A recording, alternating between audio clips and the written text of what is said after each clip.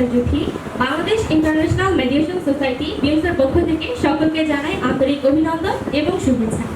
আমি আপনাদের মাঝে সাদাত হোসেনের লেখা একটি কবিতা আবৃত্তি করতে চাই। আপনারা সবাই ম্যাক্সিমামই হয়তো জানেন সাদাত হোসেন একজন অনেক ভালো লেখক। আর তো আমি সবার সামনে সাদাত হোসেনের সেই কবিতাটি আবৃত্তি করছি। আমি ছোট পাখি, আমার আছে ডানা, সেই ডানাতে উড়ে উড়ে ছাড়বো সীমানা। আমি ভোরের আলো, আমি নতুন দিন, যত্নে রেখো আমায়, হবই রঙিন।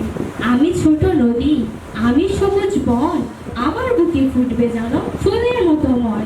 আমি প্রজাপতি, আমার রঙিন পাখা, সেই পাখাতে হাজার রঙের স্বপ্ন থাকে আঁকা। আমি একটা ফুল, আমায় ফুটতে দিও, আমি ফুটলে আমার সুবাস পাবে যে তুমিও। আমি ছোট আজ, স্বপ্নে বেঁচে রই, আমার স্বপ্ন ফুটাতে দিলে হব যে বড়ই। ধন্যবাদ।